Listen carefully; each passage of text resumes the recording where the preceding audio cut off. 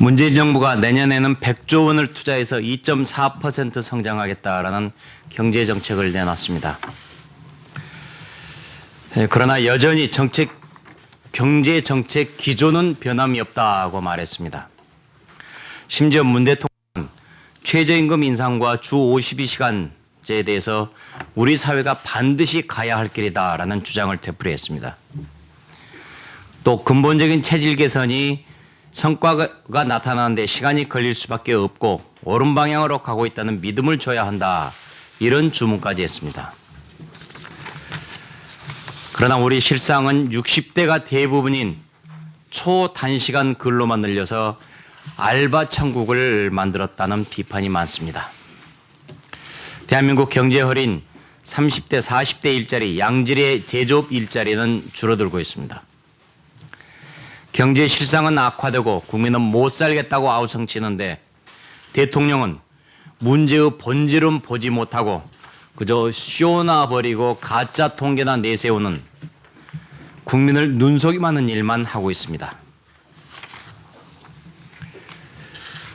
국회의장은 언제까지 국민들의 국회 출입을 막을 생각입니까? 국회 주인은 국민입니다. 대한민국 국민은 누구나 국회를 자유롭게 출입할 권리가 있습니다. 왜 국민의 국회 출입을 막고 있습니까? 국회의장은 일부 국민이 어떤 국민이 자기 마음에 들지 않는다고 해서 그리고 또 문 의장 자신을 비판한다고 해서 국회 문을 잠궜습니다.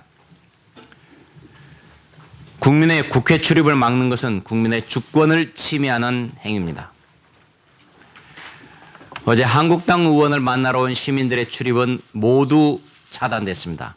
반면에 민주당 의원들을 만나러 왔다고 하면은 모두 통과시켜줬습니다. 이 국회는 이 정권만의 국회도 아니고 민주당만의 국회도 아닙니다. 우리는 어제 유인태 사무총장한테 이런 몰상식한 조치를 개선해달라고 촉구했습니다. 국회의장은 국민의 권리가 정상적으로 회복될 수 있도록 당장 국회 문을 활짝 열어야 합니다. 문재인 대통령이 어제 조대엽 고려대 노동대학원장을 대통령 직속 정책기획위원장에 임명했습니다. 잘 아시다시피 이분은 초대 고용노동부 장관 후보자로 지명됐다가 거짓말 그리고 적격성 시비로 낙마했던 사람입니다. 이런 사람을 다시 발탁하다니 보은 인사, 오기 인사라고 할 수밖에 없습니다. 정책기획위원장은 정책의 중요성이 무엇보다 중요하다. 그래서 발탁했다라고 얘기를 했는데 아니 그러면은 국민의 시선은 전혀 중요하지 않고 묵살하겠다는 얘기입니까? 인사청문회가 필요 없는 꼼수 인사라는 얘기를 할 수밖에 없습니다.